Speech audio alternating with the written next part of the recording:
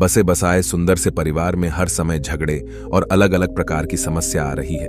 इसका कोई आसान उपाय चाहिए। ऐसा ही सवाल एक व्यक्ति ने एक दिन गौतम बुद्ध से पूछा।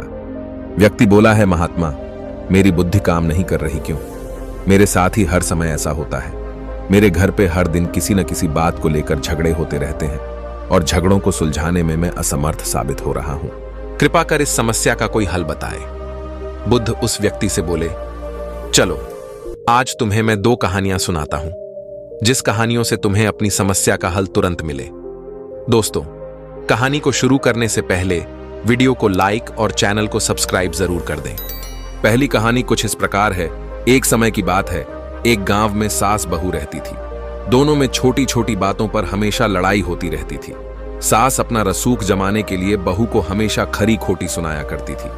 बहू भी कुछ कम नहीं थी, वह भी सास पर अक्सर पलटवार किया करती थी और सास को ताने मारते हुए पानी पीकर कोसती रहती थी। एक दिन गांव में संत आए। बहू ने संत की काफी आवभगत की।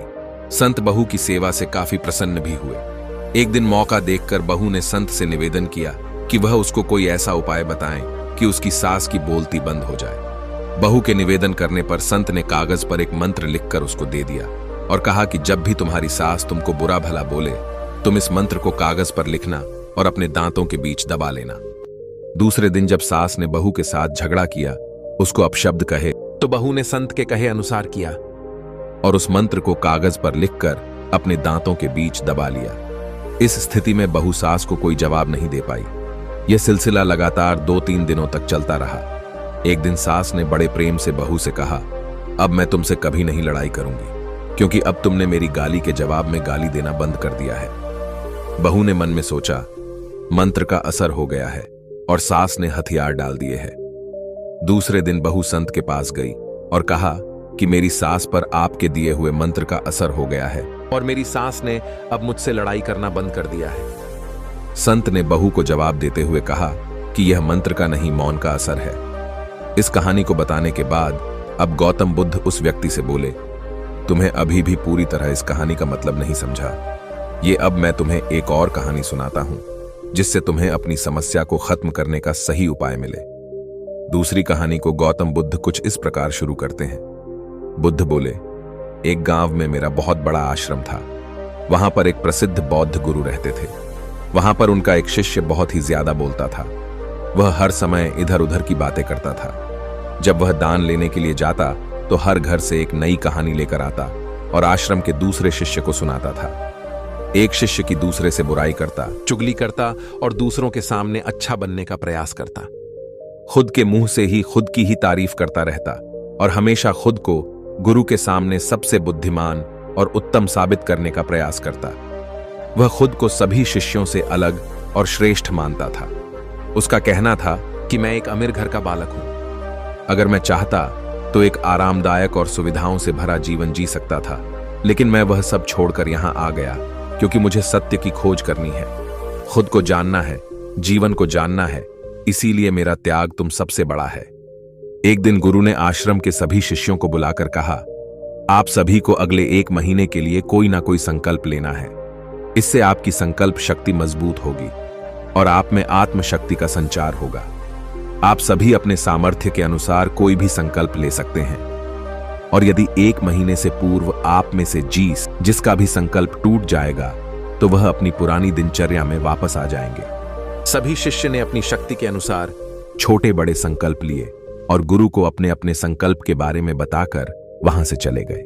लेकिन वह शिष्य जो खुद को सबसे अलग और बड़ा दिखाना चाहता था, वह सीधे गुरु की कुटिया में पहुंच गया और बोला, मैं कोई छोटा मोटा संकल्प नहीं लेना चाहता, बल्कि खुद के ही जैसे एक बड़ा और महान संकल्प लेना चाहता हूं। कृपया आप ही बताएं, मुझे क्या संकल्प लेना चाहिए। उसकी यह बात सुनकर गुरु मुस्कुराए और बोले, क्या तुम मेरे द्वारा दिए गए संकल्प को पूरा कर पाओगे? क्या तुम्हारे लिए उसे पूरा करना संभव होगा? शायद नहीं, वह तुम्हारे लिए संभव नहीं है। तुम उसे पूरा नहीं कर पाओगे, इसीलिए तुम खुद ही कोई संकल्प ढूंढो। शिष्य ने कहा, नहीं गुरुदेव, आप जो भी संकल्प मुझे देंगे मैं जरूर उसे पूरा करूंगा।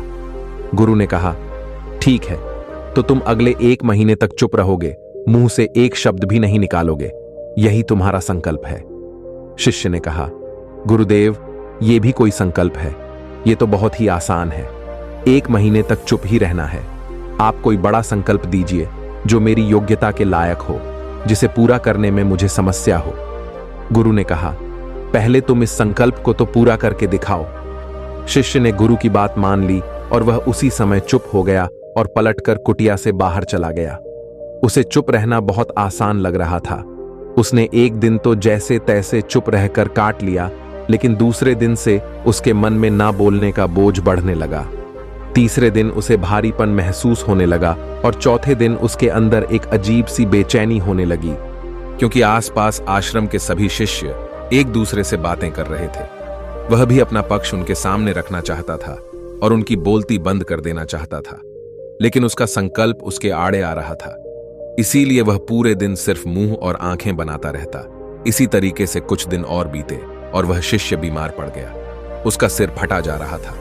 उसका खाने पीने तक का मन नहीं कर रहा था। वह सिर्फ बोलना चाहता था। वह गुरु के पास गया और उनके सामने बैठकर लिखकर उन्हें बताया, गुरुदेव, मैं भी बोलना चाहता हूं। बिना बोले मुझे सांस नहीं आ रही। मेरा दम घुटता जा रहा है। मैं अंदर ही अंदर पागल हुआ जा रहा हूं। मैं क्या करूं? संकल्प तोड़ दूं क्या? यह पढ़कर गुरु मुस्कुराए और बोले, संकल्प तो तोड़ने के लिए ही होते हैं, लेकिन जो अपने संकल्प को पूरा कर लेता है वही अपनी आंतरिक शक्ति को बढ़ा पाता है, और जो अपनी आंतरिक शक्ति को बढ़ा लेता है वह समाज और जागृति की राह पर आगे बढ़ जाता है। संकल्प का लेना भी तुम्हारे हाथ में था और इसे तोड़ना भी तुम्हारे हाथ में है। तुम्हारे बहुत से भाई अपने संकल्प को तोड़कर अपनी पुरानी दिनचर्या पर वापस आ चुके हैं। अगर तुमसे नहीं हो पा रहा तो तुम भी संकल्प तोड़कर अपनी पुरानी दिनचर्या पर वापस जा सकते हो। लेकिन याद रहे, अगर आज तुम इस छोटे से संकल्प को नहीं संभाल पा रहे तो तुम अपनी बाकी की पूरी जिंदगी को कैसे संभाल सकोगे? बाकी फैसला पूरी तरह से तुम्हारे हाथों में है। गुरु की यह बात उस शिष्य के दिल में चोट कर गई। वह बिना कुछ बोले वहां से वापस चला गया और खुद को अपनी कुटिया में बंद कर लिया। वह केवल अपने जरूरी कामों के लिए ही कुटिया से बाहर निकलता था। बाकी सारे समय कुटिया के अंदर ही बैठा रहता। 15 दिन बीत चुके थे और आश्रम के लगभग सभी शिष्य का संकल्प अब तक टूट चुका था, लेकिन उसका संकल्प अभी भी जारी था। संकल्प लेने के बाद से अब तक उसने एक शब्द भी नहीं बोला था। सारा आश्रम हैरान था। इतना बोलने वाला इंसान चुप कैसे हो गया? 15 दिन बीतने के बाद वह दोबारा अपने गुरु के पास गया और लिखकर बताया, हे गुरुदेव, मैं बाहर से तो चुप हूं, लेकिन मेरे भीतर बहुत सी आवाज है, अभी भी है। बहुत सी चीख पुकार और शिकायतें हैं। मैं अंदर ही अंदर बात करता रहता हूं। मेरा मन तरह तरह के प्रश्न पूछता रहता है। मैं बाहर से जितना मौन हूं, भीतर से उतने ही शोर शराबे से भरा हुआ हूं। क्या इस तरह से मेरा संकल्प अभी भी जारी है? गुरु ने कहा, हां, तुम्हारा संकल्प अभी भी जारी है, लेकिन जब तक लोगों की यह आवाजें तुम्हारे कानों में पड़ती रहेंगी, तुम्हारा मन बोलता रहेगा, क्योंकि इसे तो आदत है बोलने की। तुम भले ही बाहर से चुप रहो, लेकिन तुम अंदर ही अंदर बोलते रहोगे। तुम्हें इन बातों से, इन आवाजों से दूर जाना पड़ेगा। शिष्य गुरु को प्रणाम कर वहां से चला जाता है और सुबह होते ही अपनी कुटिया छोड़कर जंगल की तरफ चला जाता है। कई दिन बीत जाते हैं। संकल्प का समय भी पूरा हो जाता है, लेकिन शिष्य लौटकर नहीं आया। आश्रम में सभी को डर था कि कहीं जंगली जानवर ने उसे खा ना लिया हो। इस बीच उसे ढूंढने की बहुत कोशिश की गई, लेकिन वह कहीं नहीं मिला। सभी गुरु भाइयों ने मान लिया था कि जंगली जानवरों ने उसे अपना शिकार बना लिया है, लेकिन गुरु को ऐसा नहीं लगता था। एक दिन आश्रम का एक अन्य शिष्य गुरु के पास आया और बोला, गुरुदेव, हमारे उस अधिक बोलने वाले भाई के साथ क्या हुआ होगा? क्या जानवर ने उसे मार दिया होगा? गुरु ने कहा, हो सकता है कि जानवरों ने उसे अपना शिकार बना लिया हो, लेकिन उसके न लौटने की एक दूसरी वजह भी हो सकती है। शायद उसे वो मिल गया है जिसके लिए वह गया था। फिर शिष्य ने पूछा, गुरुदेव, क्या ज्यादा बोलना इतना हानिकारक होता है? गुरु ने कहा, इंसान के जीवन के बहुत सारे दुखों में से एक दुखी यह भी है कि वह कभी चुप नहीं रह सकता। हमेशा कुछ ना कुछ बोलता ही रहता है। सिर्फ हमारे बोलने के कारण हमारे आधे से ज्यादा दुख पैदा होते हैं। परिवार के अधिकतर झगड़ों की वजह हमारा बेमतलब बोलना ही होता है। हम में से कोई भी चुप नहीं रहना चाहता। हम बस सामने वाले को सुना देना चाहते हैं। जो भी हमारे मन में है सब निकालकर उसके मन में बैठा देना चाहते हैं। उसे समझा देना चाहते हैं कि देख, तू गलत है और मैं सही, और इस तरीके से सब एक दूसरे की सड़ी गली बातों को ग्रहण कर रहे हैं। इस तरीके से सुनने और सुनाने का यह काम जिंदगी भर चलता रहता है। लेकिन इस नासमझी में हम अपना समय, अपना जीवन, अपनी समझ और सबसे महत्वपूर्ण कीमती पल जो जिए जा सकते हैं, जिनको अनुभव किया जा सकता है, जिनमें आनंद को प्राप्त किया जा सकता है, ये सब खो देते हैं। लेकिन इसके बदले हमें मिलता क्या है? कुछ नहीं, सब व्यर्थ और बर्बाद हो जाता है। इस पागलपन में हमने क्या खो दिया, इसका एहसास केवल कुछ ही लोगों को हो पाता है। बाकी लोग जैसे उन्हें अपने आने का पता नहीं, वैसे ही उन्हें अपने जाने का भी पता नहीं चल पाता। शिष्य ने कहा, तो फिर इसका समाधान क्या है? गुरु ने कहा, पूरी जागरूकता के साथ अपने विचारों को देखना यही एकमात्र तरीका है। सारी मानसिक समस्याओं का वर्तमान में रहकर चिंतन करना, पूरी जागरूकता के साथ अपना काम करना जिंदगी में चमत्कारिक बदलाव ला देता है। उसके बाद वह शिष्य गुरु से अपने प्रश्नों का उत्तर पाकर उनको प्रणाम करके वहां से चला गया। उस शिष्य को आश्रम छोड़कर गए हुए 3 महीने का समय बीत चुका था, लेकिन उसकी अब तक कोई खबर न थी। अब तक तो सभी गुरु भाइयों ने भी उसके वापस लौटने की उम्मीद छोड़ दी थी, लेकिन एक दिन वह आश्रम लौट आता है। उसे देखकर सभी के आश्चर्य और खुशी का ठिकाना न रहा, लेकिन अब वह नहीं था जो यहां से गया था। वह कुछ और ही बनकर वापस आया था। उसके अंदर एक गजब का बदलाव महसूस किया जा सकता था। उसके चेहरे पर एक गजब का ठहराव और आंखों में बड़ी शांति थी। आश्रम में आते ही सभी गुरु भाइयों ने उसे चारों तरफ से घेर लिया और उससे बातें करने लग गए। वह भी अपने गुरु भाइयों से बातें करने लगा। उससे बात करने वाले सभी ने यह अनुभव किया कि अब वह पहले जैसा उतावला और बातूनी नहीं रह गया था। उसके मुंह से एक एक शब्द बहुत ही सुलझे हुए और मधुरता के साथ निकल रहे थे। थोड़ी देर तक गुरु भाइयों से बात करने के बाद वह सीधा गुरु की तरफ चला गया। उसने गुरु के चरण छुए और कहा, गुरुदेव, क्या मैं अब भी मौन हूं? क्या आप भी मेरा संकल्प जारी है? गुरु ने कुछ देर तक शिष्य की आंखों में बड़े ध्यान से देखा और कहा, हां, तुम अब भी मौन हो। तुम्हारे मुंह से एक भी शब्द निकल नहीं रहा और तुम्हारा संकल्प अभी भी जारी है।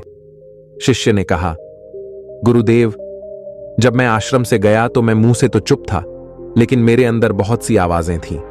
मन में बहुत से प्रश्न थे और वह बंद नहीं हो रहे थे, तो मैं जंगल में चला गया, इस उम्मीद से कि वहां मुझे शांति मिलेगी और मेरे मन की बकबक कम हो जाएगी। लेकिन मैं जितना एकांत में जाता गया, मेरे अंदर की आवाज उतनी ही तेज होती गई। मेरे भीतर की पुरानी से पुरानी आवाज मुझे सुनाई देने लगी। तब जाकर मैंने महसूस किया कि मैं कितना गलत कर रहा था। जब मैं अपने परिवार वालों, दोस्तों को और गुरु भाइयों को बुरा भला कहता था, तो उस समय मुझे लगता था कि मैं सही कह रहा हूं।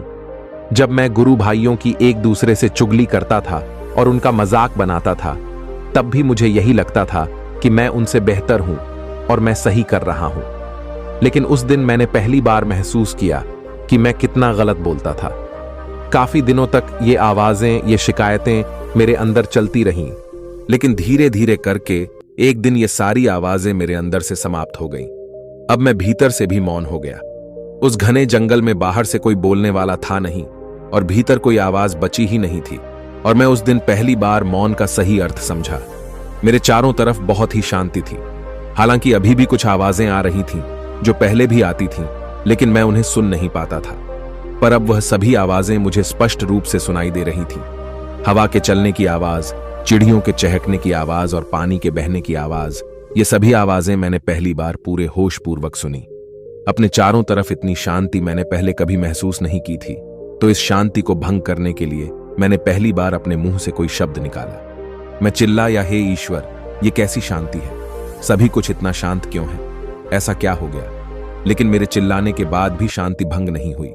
सब कुछ पहले जितना ही शांत था, बाहर भी और भीतर भी। हे गुरुदेव, मैंने अपने गुरु भाइयों से बात की, मैंने आपसे बात की, मैं बोल रहा हूं, मैं चल रहा हूं, मैं सब कुछ देख रहा हूं, लेकिन मैं अपने भीतर एकदम एकांत में हूं, मौन में हूं। भीड़ में होता हूं तब भी भीतर से अकेला एकांत में होता हूं। जब मैं खुद में भी शोर करना चाहता हूं तब भी एकांत में ही होता हूं। अब सब दिखाई पड़ने लगा है, सब सुनाई पड़ने लगा है।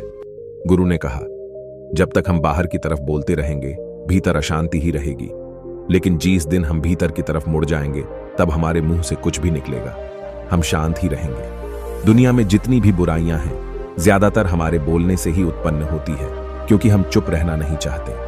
ऐसे ही समाज में लोगों का जीवन दुखों से भर जाता है, जो हमेशा एक दूसरे को सुनाने में लगे रहते हैं।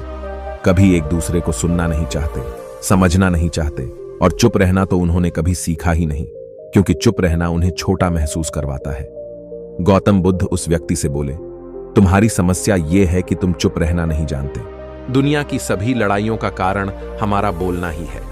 इसलिए हमें सिर्फ उतना ही बोलना चाहिए जितना जरूरी हो, क्योंकि व्यर्थ का बोलना ऊर्जा को नष्ट करना है, और ये बोलना ही हमें कभी अपने भीतर की ओर लौटने नहीं देता, क्योंकि ये हमें बाहर की ओर खींच कर रखता है। और बाहर है ही क्या इस संसार के अलावा। लेकिन अगर अपने भीतर के संसार की ओर मोड़ना है तो इस मुंह को बंद ही रखना चाहिए। इसीलिए जितने भी बुद्ध हुए, आत्मज्ञानी हुए, वह सभी एकांत की ओर भागे, ताकि उन्हें ज्यादा ना बोलना पड़े, ज्यादा सुनना ना पड़े, वह एकांत में रहें और शांत रहे, इसलिए आसानी से भीतर की यात्रा कर पाए। लेकिन अगर कोई चाहे तो इस संसार में रहकर भी एकांत में रह सकता है, शांत रह सकता है, लेकिन इसके लिए उन्हें अपनी ऊर्जा बचानी होगी, जिसे वह अब तक अपने व्यर्थ के शब्दों में बर्बाद कर रहे थे। दोस्तों, इस कहानी की सीख यही है कि व्यर्थ का बोलना ऊर्जा को नष्ट करना है। ज्यादा और व्यर्थ बोलना ही हमें अपने भीतर की ओर लौटने नहीं देता, क्योंकि यह हमें बाहर की ओर झुकाए रखता है, और जिन्हें भीतर की यात्रा करनी है उन्हें अपने मुंह को बंद ही रखना चाहिए। मनुष्य की प्रवृत्ति ऐसी है कि वह अपने मन में चल रही बातों को दूसरों को सुनाना चाहता है, और दूसरा भी आपके साथ ठीक वही काम करता है। ये बातें किसी अन्य या तीसरे व्यक्ति से संबंधित हों तो सुनने सुनाने का काम और भी दिलचस्पी से होता है। आप फिर जब कभी भी बैठते हैं तो इन्हीं बातों को फिर से दोहराया जाएगा, और फिर से इन्हीं बातों पर विचार करेंगे। ये सुनने सुनाने का माहौल जीवन भर चलता रहता है, और इस तरह से आप खो देते हैं अपना समय, अपना जीवन, अपनी सोच समझ, और वो कीमती पल जिसमें अच्छे से जिया जा सकता है, जिसमें आनंद को प्राप्त किया जा सकता है। इसलिए इस सुनने सुनाने के माहौल से बाहर निकलें। आप जितनी भूख उतना भोजन खाते हैं, और जितनी जरूरत उतना ही कार्य करते हैं, लेकिन क्या आपने इस बारे में कभी सोचा है कि आप कितना बोलते हैं? क्या आप उतना ही बोलते हैं जितनी आवश्यकता है, या अनावश्यक ही सारे दिन बोलते हैं? इस बारे में कभी अकेले बैठकर जरूर सोचिए कि आज आपने दिन भर में कितना बोला, क्या बोला, और सबसे जरूरी कि क्यों बोला। इनमें से कितनी बातें जरूरी थी और कितनी अनावश्यक आपके जीवन में। बदलाव आपको खुद ब खुद दिखना शुरू करना होगा, जिससे परिवार में सुख और शांति रहेंगी, और आपके रिश्ते और भी ज्यादा मजबूत होने लगेंगे। दोस्तों, अगर आपको इस कहानी से सीखने मिला हो तो हमारे चैनल को सब्सक्राइब जरूर कर देना, और अपने दोस्तों के साथ या अपने परिवार के साथ इस वीडियो को शेयर करके उन्हें भी कम बोलने का फायदा दिखाइए। नमो बुद्धाय।